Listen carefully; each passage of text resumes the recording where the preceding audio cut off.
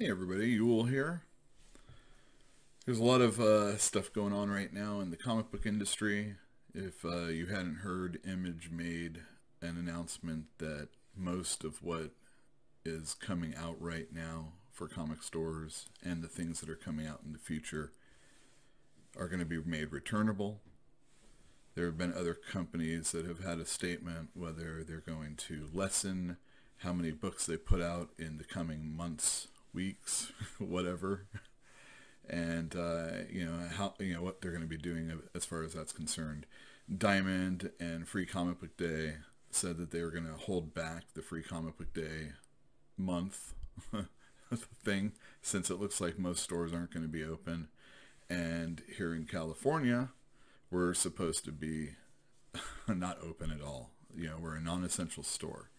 And until I hear anything as far as mail order is concerned, we're not even going to mail out anything. There's a lot of stores that have been doing the curbside service, and mail order stuff is still going on with a lot of places from areas you're not supposed to be, leaving the house. And we don't think that's the way to go in Fantastic Comics.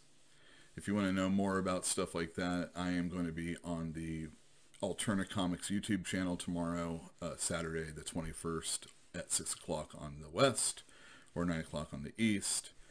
And it's, like I said, Peter Simeti's ALTERN Comics. We carry them in the store, and I'm going to be interviewed. This is my first real thing like that I'm going to be doing, so it's pretty interesting, I think, how that's going to happen. And there's me live chat, and there'd be a lot more people there that don't know who I am. So if you want to come in and help me out with the chat, you should check out Alternate Comics. If you're going to do it live, it's at 6. All right, let's get on with the show.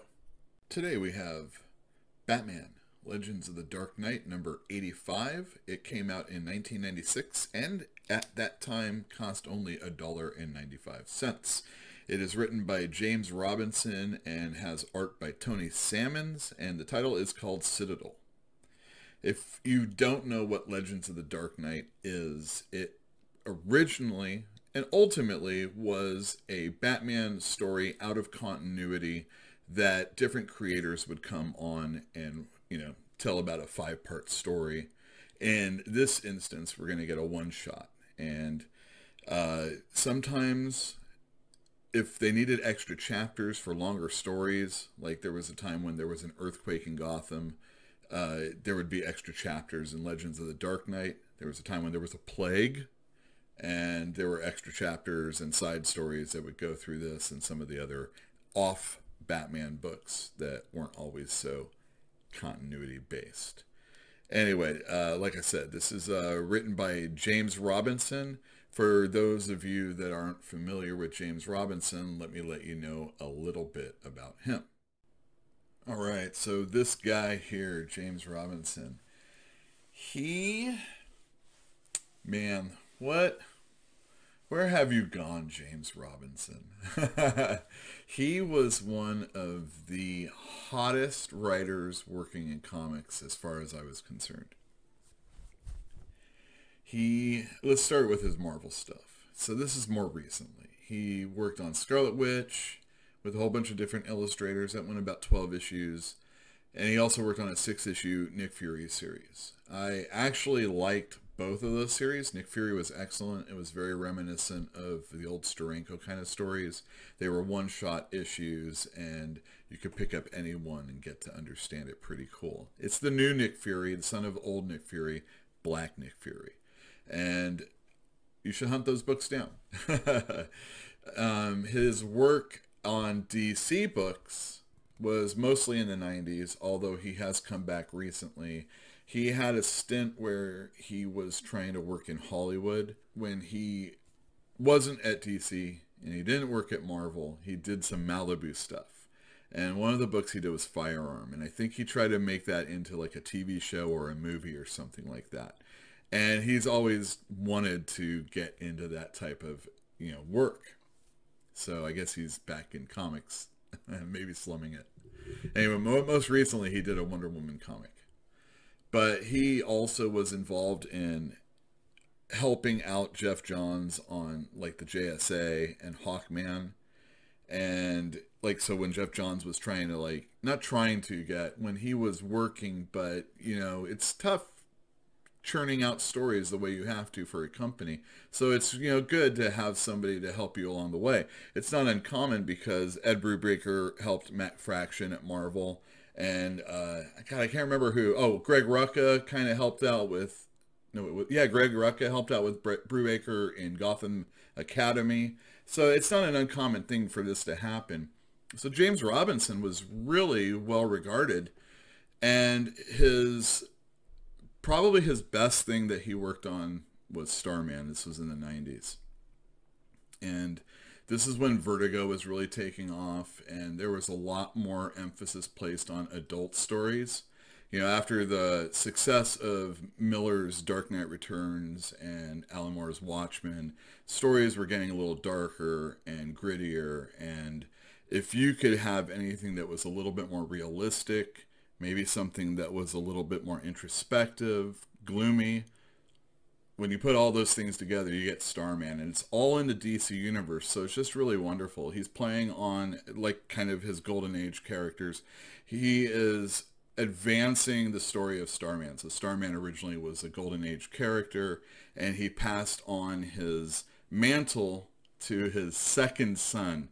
And the second son dies in combat, and so now we have the oldest son, and he ends up being Starman. But, you know, he's kind of like a rebel when he's doing that and doesn't have quite the respect of the old style like you need. And, of course, he's fighting old villains, and he's getting new villains, and it's just a really great series. James Robinson has never, he's never gone to that next level after he was, you know, he just burnt out like super hard. And it's a bit of a shame. Now, Tony Salmons, on the other hand, I don't think most people know who he is. He worked on Dakota North for Marvel, which was a 5-part story. It was a series, but they came out bi-monthly, and by the time, you know, the end of the year, it ended. And he often was on one-shots. I remember him always being in like Marvel Fanfare, which were usually Marvel Fanfare were stories that were made, maybe something for the file in case they can't make their, you know, deadline for the new story, so they'd have something to fill it in. Marvel Fanfare ultimately was a comic book that showed you all those comic books that just weren't made into, you know, the regular book. So Marvel Fanfare is where I saw a lot of Tony Salmons. After these two guys work on this book together, they do a Vigilante miniseries. The other thing about Tony Salmons that I saw that was kind of cool was that he worked on the first season of Batman the Animated Series, and he also worked on MTV's Aeon Flux. So those are some pretty high level, high bar animation series when you look at the history of animation series.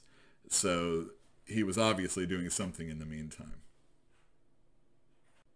Ever since we've announced that we're going to be moving our locations, I've been rooting through all sorts of things in the back, and every once in a while I'll come across a little gem. And I did come across this Legends of the Dark Knight, and because of the art mostly, I thought, you know, I'll pick this up. I'm not the biggest Batman fan, but I've read my fair share. And so I didn't feel like, you know, unless something comes across my path that I really have to read that's Batman related, I usually don't read it. I know it's heresy to say such a thing. So the whole premise of this book, this issue, is that there's this crime lord, this Bernie Sombre, and he has yet to get a warrant for his arrest, but it's coming.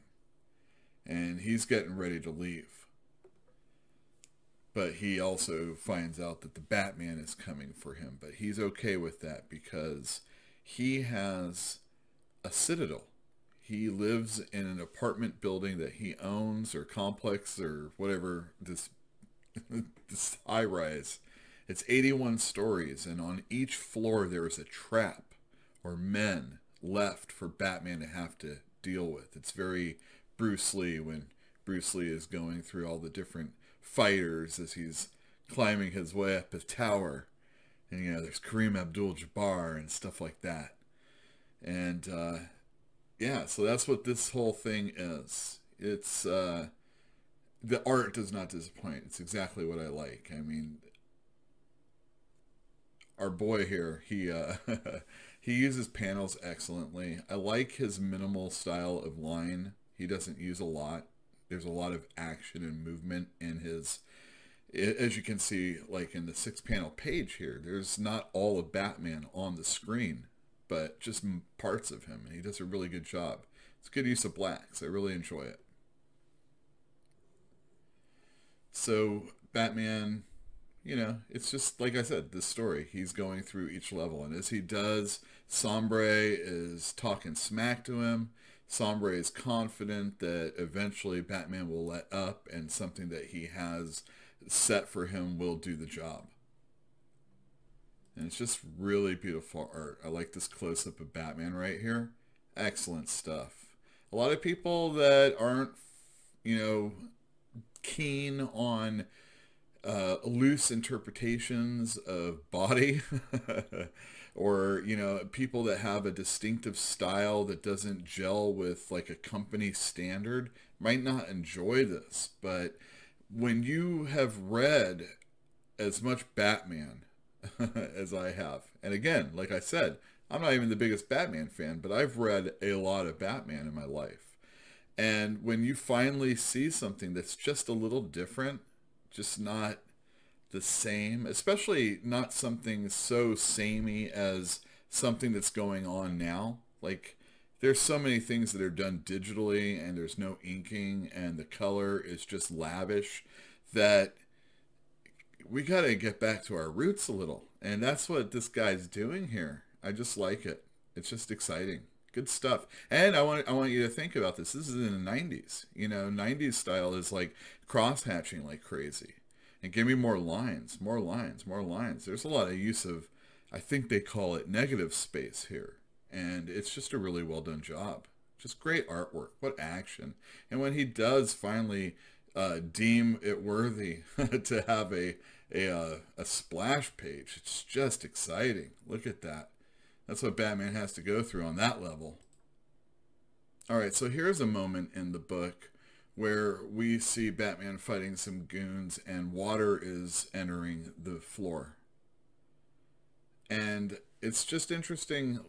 Again, not much as far as the way of lines, but when you get a look at these characters, they just are very reminiscent of like maybe like a Dick Tracy character. You know, they're not like ridiculous. I kind of feel that Dick Tracy's villains and Batman's villains are very similar.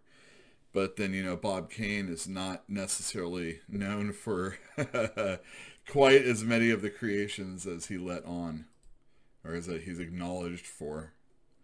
Look at that Batman. He just realizes that this guy's crazy. He wants to kill Batman so much that his henchmen are at, you know, their lives are on the line also.